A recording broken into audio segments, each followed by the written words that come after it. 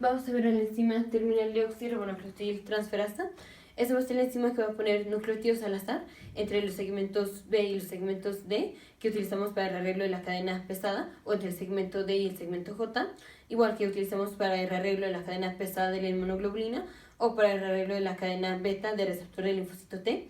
O también va a poner nucleótidos al azar entre el segmento B y el segmento J que utilizamos para el arreglo de la cadena alfa del receptor del linfocito T. Pero aquí es muy importante, ese rearreglo, el rearreglo que vamos a utilizar para la B y la J, también se utiliza para la cadena ligera de la inmunoglobulina, pero la terminal deoxirribonucleotil transferasa, en el caso de la cadena ligera de la inmunoglobulina, no pone los nucleótidos al azar.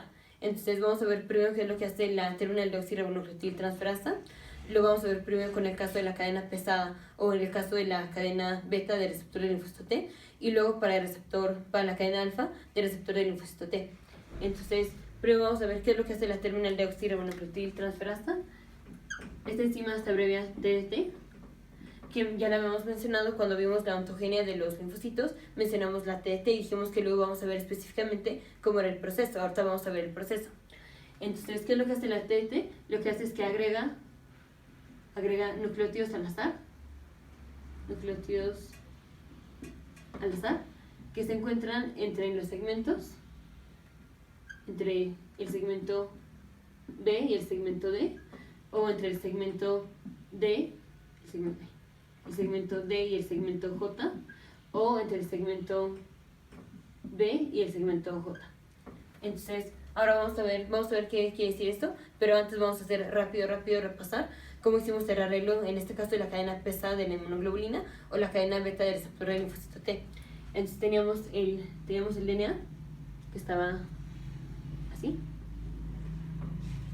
y dijimos vamos a elegir una B. Entonces teníamos aquí los segmentos B1, B2, B3, luego teníamos los segmentos de las Ds, D1, D2, D3, y luego tenemos los segmentos de las J. Ahorita nada más vamos a ver la parte que tiene que ver con la B, la D y la J. No vamos a poner la región constante, lo que iba a codificar para la región constante de la cadena pesada. Esa parte ya no la vamos a ver.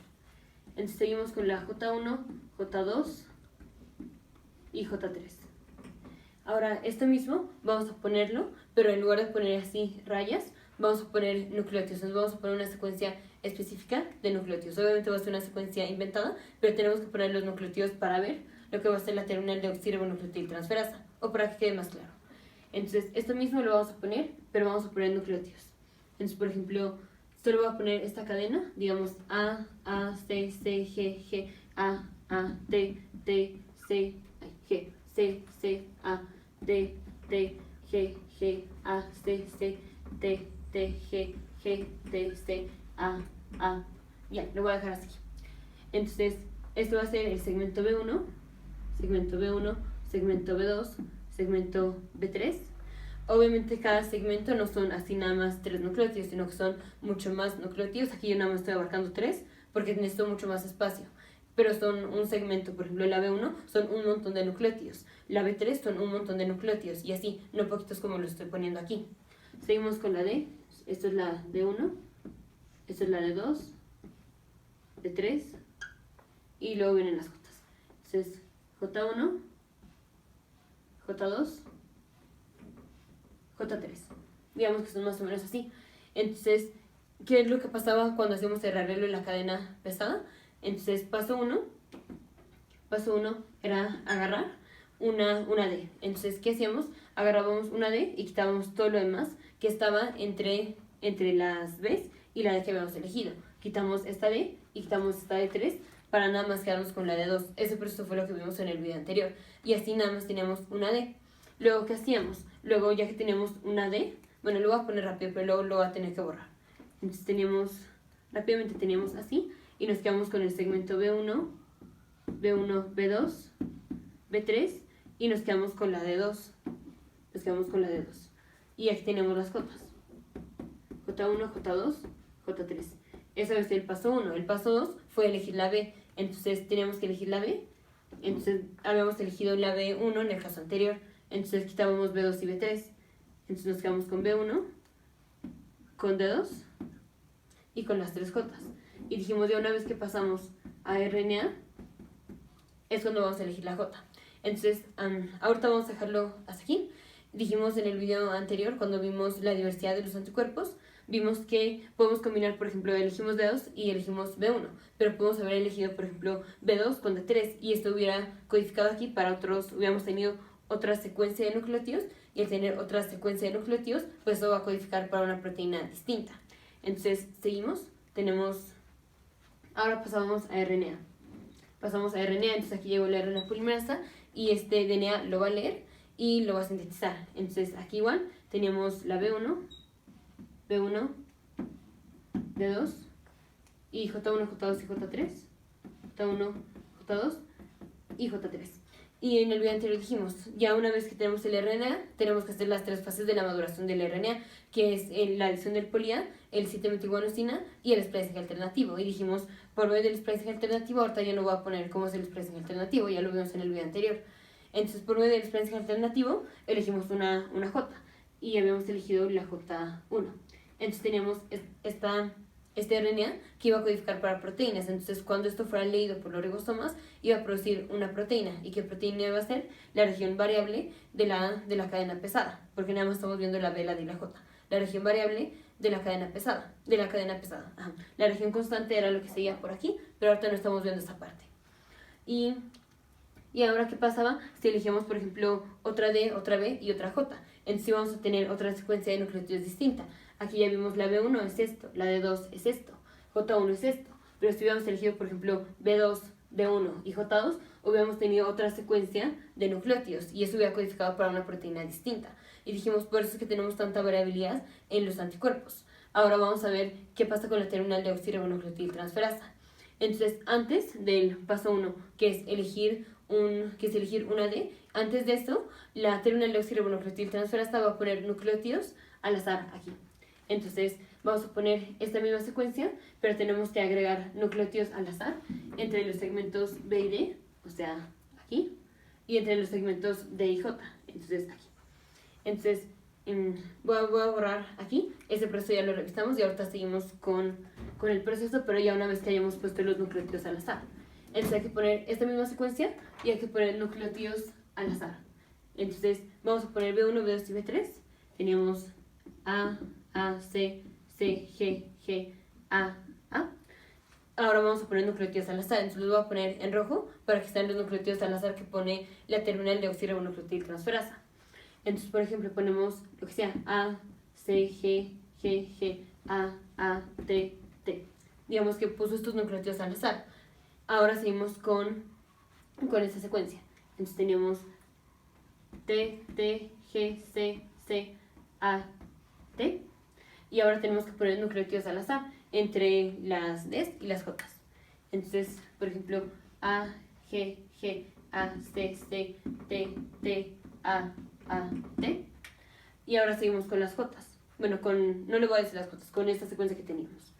Entonces tenemos T, G, A, C, T, G, T, C, A. Entonces tenemos esa misma secuencia, solo que entre las B y las J, bueno, entre la B y la D, tenemos estos segmentos, estos nuevos nucleótidos que puso la TT, y entre las D y las J tenemos este segmento que puso la terminal deoxirribonucleotiltransferasa. En rojo están los nuevos nucleótidos que añadió la terminal deoxirribonucleotiltransferasa, pero seguimos teniendo esas secuencias, solo que ahora tenemos secuencias interviniendo, que son los nucleótidos que puso la terminal deoxirribonucleotiltransferasa. Entonces, ¿qué pasa? Vamos a poner otra vez los segmentos. Entonces, este segmento sigue siendo este segmento, B1, este segmento sigue siendo B2, este segmento sigue siendo B3. ¿Y qué pasa? Ahora la D1 se convirtió en esto. Entonces, ahora este es D1, ahora este es D2, ahora este es D3. J1 va a ser más o menos aquí. Digamos, esto es J1, esto va a ser J2 y esto va a ser J3. Y ya, pues lo que sigue allá y ya no codifican, ya no son segmentos. Pero entonces, ¿qué fue lo que pasó? Cuando la terminal deoxirribonucleotiltransferasa agregó nucleótidos, nos está cambiando las secuencias de los segmentos que teníamos.